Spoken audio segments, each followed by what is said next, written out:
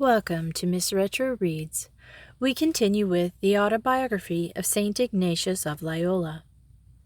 Chapter 4, The Journey to Jerusalem, March to September 1523.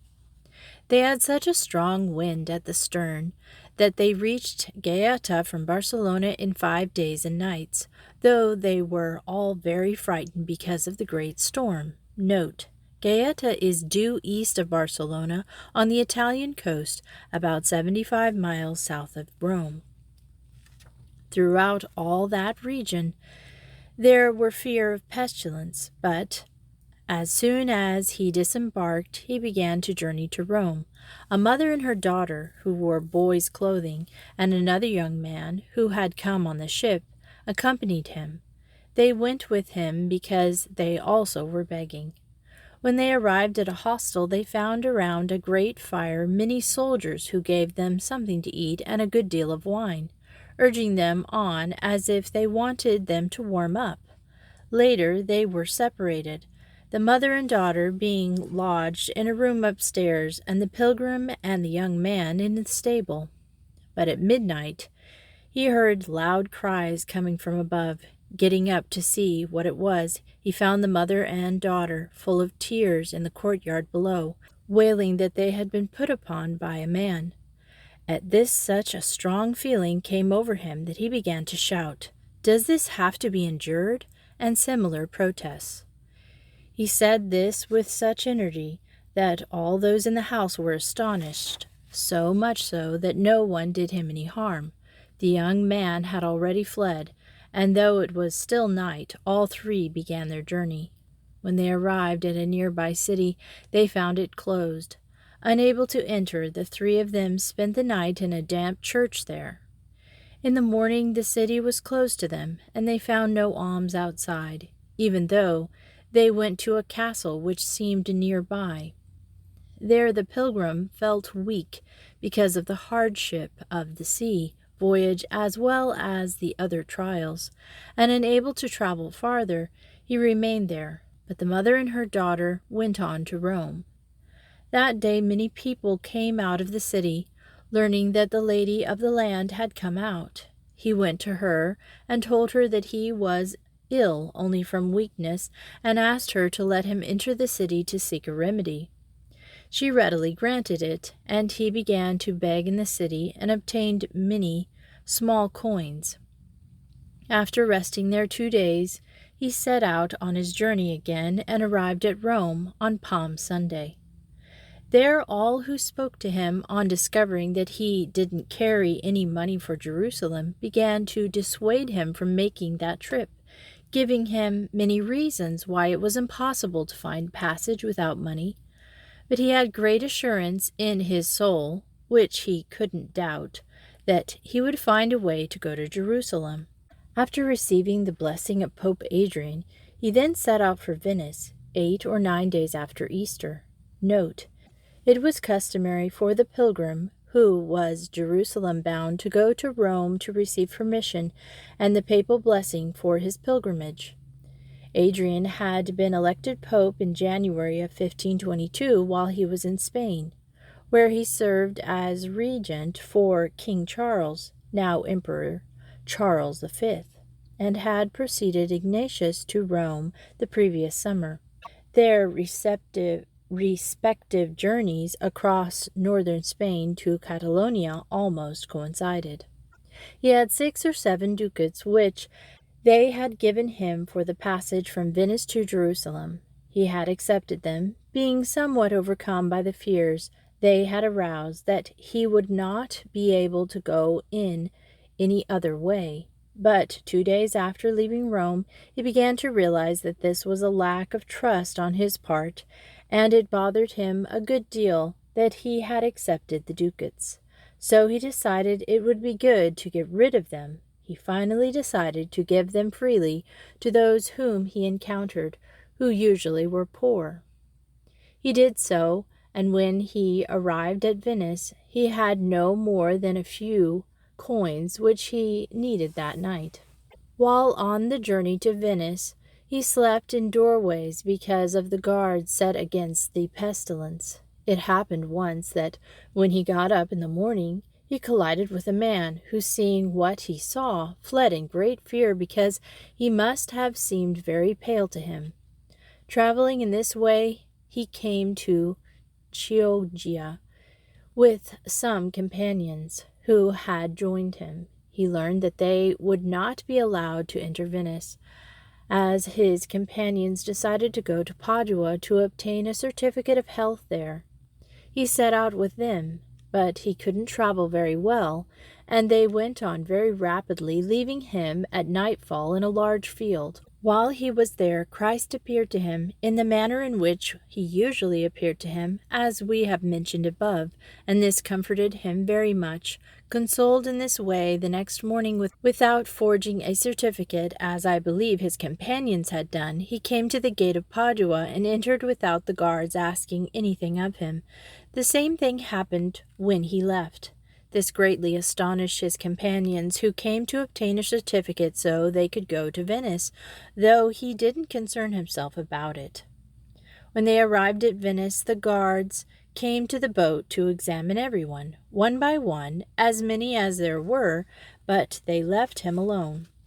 He sustained himself in Venice by begging, and he slept at St. Mark's Square. He had no wish to go to the house of the emperor's ambassador, nor did he take any special care to ask the wherewithal for his passage. He had a great certainty in his soul that God would give him the means to go to Jerusalem. This strengthened him so much that no arguments or fears suggested to him could cause him to doubt. One day he met a rich Spaniard, who asked him what he was doing and where he wanted to go. Learning his purpose, he took him home to eat and kept him there a few days until his departure was arranged.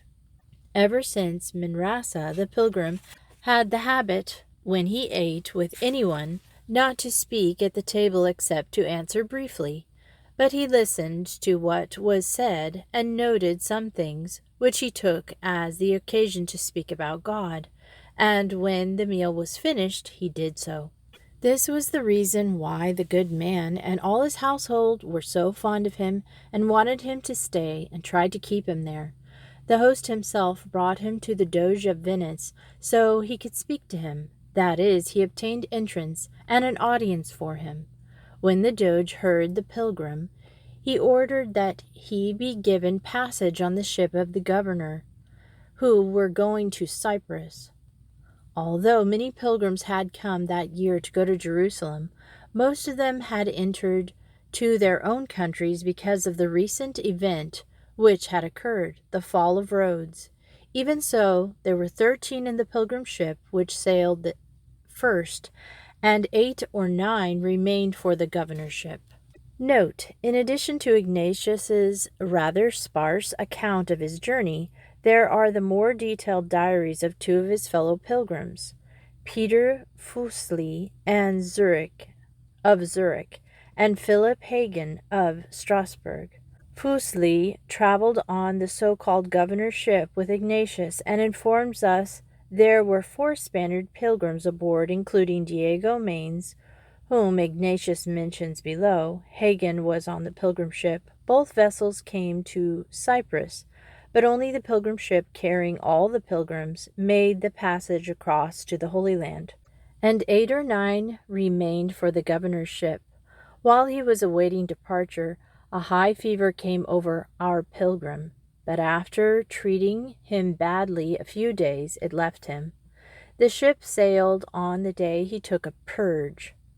The people of the house asked the doctor if he could embark for Jerusalem, and the doctor said that indeed he could embark if he wanted to be buried there.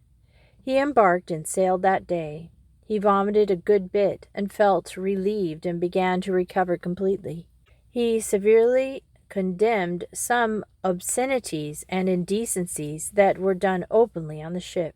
The Spaniards who were there warned him not to do so because the ship's crew were planning to leave him on some island, but our Lord willed that they should arrive quickly at Cyprus. Leaving the ship there, Famagatus, they went overland to another port called Las Salinas, 10 leagues from there. They boarded the pilgrim ship, but he brought no more for his sustenance than this hope in God, as he had done on the other ship. During all this time our Lord appeared to him many times, giving him great consolation and strength. It seemed to him that he saw something round and large, as though it were gold, and this appeared to him after they left Cyprus, until they arrived at Jaffa. As they were journeying to Jerusalem on little donkeys, as was the custom, a Spaniard, a noble, it would seem, named Diego Manes, 2 miles before reaching Jerusalem, suggested with great devotion to all the pilgrims that since in a little while they would reach the place from which they could see the holy city, it would be good for all to prepare their consciences and go in silence. This seemed good to them all, and each one began to recollect himself a little bit before coming to the place from where they would see the city. They dismounted because they saw the friars with a cross who were waiting for them. On seeing the city, the pilgrim felt great consolation, which was common to them all, as the others said, and a joy which did not seem natural. He always felt the same devotion on his visits to the holy places. His firm intention was to remain in Jerusalem, continually visiting the holy places, and in addition to this devotion, he also planned to help souls. For this reason, he brought letters of recommendation for the guardian and gave them to him. Note, the holy places were in the care of Franciscans. A guardian is the head of a superior of a Franciscan monastery, and the guardian here referred to was probably the friar in charge of the monastery of Mount Sion in Jerusalem. He also told him of his intention to remain there because of his devotion, but not the second part about wanting to help souls, because he had not told this to anyone, though he had frequently spoken about it. The first part. The guardian answered that he did not see how he could stay because the house was in such need that it could not support the friars. For that reason he had decided to send some back to these parts, that is Europe, with the pilgrims. The pilgrim replied that he wanted nothing from the house except only that when he came at times to confess, they would hear his confession. With that, the guardian told him that he could do that, but that he would have to wait until the provincial, I believe he was the head of the order in that area, who was at Bethlehem, returned. Assured by this promise, the pilgrim began to write letters to Barcelona, to spiritual persons, having already written one, while writing another, on the eve of the departure of the pilgrims. He was summoned by the provincial, who had returned, and the guardian. The provincial told him kindly that he knew of his good intention to remain in the holy places, and he had given much thought to the matter, but because of the experience he had had with others, he decided that it would not be wise. Many had had the desire, but some had been captured and others killed, and the order had later been obliged to ransom the captives. Therefore, he should prepare to leave the next day with the pilgrims. He replied that he was very firm in his purpose, and had resolved that he would not fail to carry it out for any reason. He frankly gave the provincial to understand that, even though he did not approve, he would not abandon his intention out of any fear, unless it was a matter on which he could compel him under pain of sin. To this the provincial replied that they had authority from the Apostolic See to compel anyone whom they wished to leave or to remain there, and to excommunicate anyone who did not wish to obey them, and that in this matter they were determined that he should not remain, and so forth. He wanted to show him the bulls given them power to excommunicate, but he said he didn't need to see them, as he believed their reverences, inasmuch as they had decided with the authority they had, he would obey them. When it was over, he returned to where he had been before, since it was not our Lord's will that he remain in those holy places. He felt a strong desire to visit Mount Olivet again before leaving. On Mount Olivet there is a stone from which our Lord rose up to heaven, and his footprints are still seen there. This was what he wanted to see again. So without saying anything or taking a guide, for those who go without a Turk as guide run a great risk, he stole away from the others and went alone to Mount Olivet. But the guards did not want to let him enter. He gave them a desk knife that he carried, and after saying his prayer with deep consolation, he felt the desire to go to Bethphage. While there, he remembered that he had not clearly noticed on Mount Olivet in what direction the right foot was pointed, nor in what direction the left. Returning there, I believe he gave his scissors to the guards so that they would let him enter.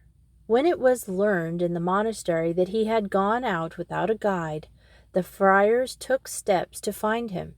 So as he was coming down from Mount Olivet, he met a Christian of the Belt, that is, a Syrian Christian, who served in the monastery. He had a large staff, and with a great show of annoyance made signs of striking him. When he came up to him, he grabbed him harshly by the arm, but he let himself be led easily. The good man, however, never let him go. As he went along the road, held in this way by the Christian of the Belt, he felt great consolation from our Lord, and it seemed to him that he saw Christ over him continually. This consolation lasted in great abundance until they reached the monastery. Chapter 5. The Return to Spain. September 1523, early 1524. The next day they set out, and after arriving at Cyprus, the pilgrims went off in different ships. There were in the port 3 or 4 ships bound for Venice. One was a Turkish ship, another was a very small boat, and the third was a very rich and powerful ship belonging to a rich Venetian. Some pilgrims asked the master of this ship if he would take the pilgrim, but when he learned that he had no money, he did not want to. Some pilgrims asked the master of this ship if he would take the pilgrim, but when he learned that he had no money, he did not want to, even though many people asked him and praised the pilgrim, and so forth. The master answered that if he were a saint, he could travel as St. James had done, or something like it. Note: according to the legend, the body of St. James was miraculously transported on a ship divinely provided from the Holy Land to a port on the northwest coast of Spain, whence originated the great shrine of Santiago de Compostela. These petitioners very easily obtained their request from the master of the small ship. They set out one day in the morning with a good wind, but in the afternoon a storm came upon them, and the ships were scattered. The great ship was lost near the islands of Cyprus, and only the people escaped. In the same storm the Turkish ship was lost, and all the people on it. The small ship suffered much difficulty, but in the end they landed in Apulia. It was in the dead of winter, and it was very cold and snowing. The pilgrim had no clothing other than some breeches of coarse cloth reaching the knee, but his legs were bare. He had shoes and a jacket of black cloth, upon opened by many slashes at the shoulders, and a short doublet of thin hair. He arrived at Venice in mid-January in the year of 1524, having been at sea from Cyprus the whole month of November and December, and the first half of January. In Venice, one of the 2 men who had received him in his house before he set out for Jerusalem met him and gave him as alms 15 or 16 gulli and a piece of cloth, which he folded many times and put over his stomach, because of the great cold.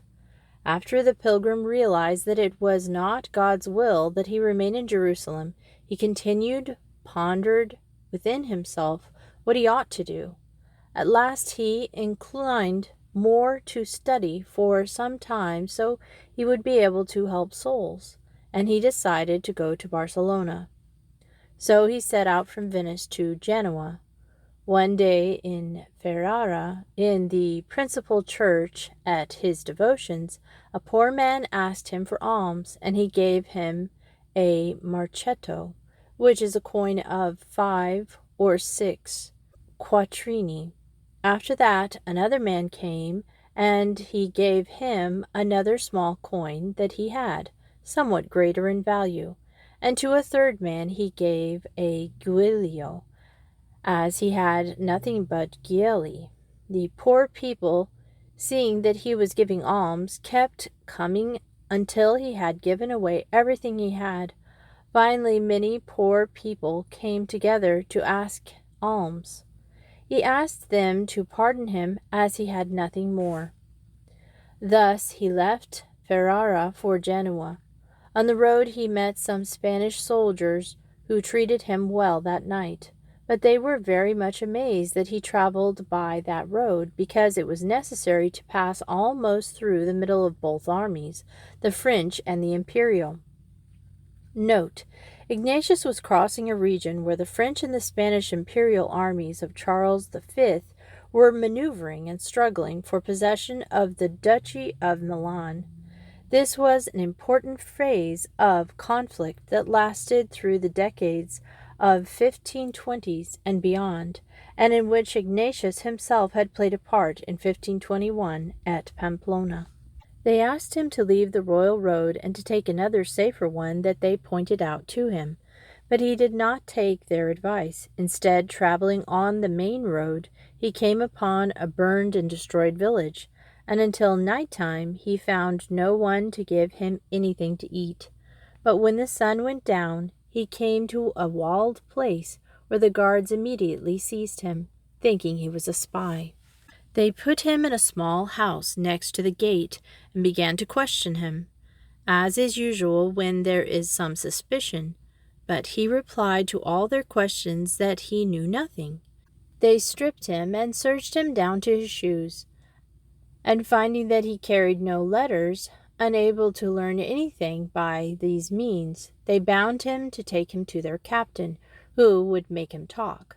He asked them to take him clothed in his doublet, but they refused to give it to him, and took him in his breeches and jacket mentioned above. On the way the pilgrim saw a kind of representation of Christ being led away, but this was not a vision like the others. He was taken through 3 main streets, and he went without any sadness, but rather with joy and contentment. It was his custom to speak to any person, no matter who he might be, using the familiar you, vos, observing this devotion because Christ and the apostles had spoken in this way, and so forth. As he was going through the streets, the thought came to mind, together with fears of torture they would inflict on him, that it would be wise to give up that custom in this situation and speak formally to the captain, and so forth. But then he recognized that this was a temptation, since it was in such, he said, I will not speak formally to him, nor will I show him reverence, nor will I take off my cap. They reached the captain's palace and left him in a lower room. A while later the captain spoke to him without showing any form of courtesy. He answered in a few words, with a noticeable space between one word and the next. The captain took him for a madman, and said so to those who had brought him. This man is out of his senses. Give him his things and throw him out. Leaving the palace, he then met a Spaniard who lived there. He took him to his house and gave him something to break his fast, and all the necessities for that night. Setting out in the morning, he traveled until evening, when 2 soldiers in a tower saw him and came down to seize him. They took him to their captain, who was French. The captain asked him, among other things, from what country he came. That he was from Guapuzcoa. He said to him, I come from near there, apparently from near Bayonne. Bayonne is in France, across the border from the Spanish province of Guipuzcoa. It is all Basque country, and the French captain, it appears, was a Basque, like Ignatius. Then he said, "Take him and give him something to eat, and treat him well." On this road from Ferrara to Genoa, many other trivial things happened. At last he reached Genoa, where a Viscayan named Portundo, who had spoken with him on other occasions when he served in the court of the Catholic king, recognized him. This man got him a passage on a ship going to Barcelona, which ran great danger of being captured by Andrea Doria, who was then in the French service, and gave pursuit to it. Note: Andrea Doria was the famous Genoese admiral. Although Genoa was on the side of Charles V in the war then going on, hence Ignatius could embark for Barcelona. Doria himself, fearing the subjection of his country, joined the French. He later switched to the emperor's side and served him notably for many years. And we will continue this story next Sunday. Thanks for listening to Miss Retro Reads.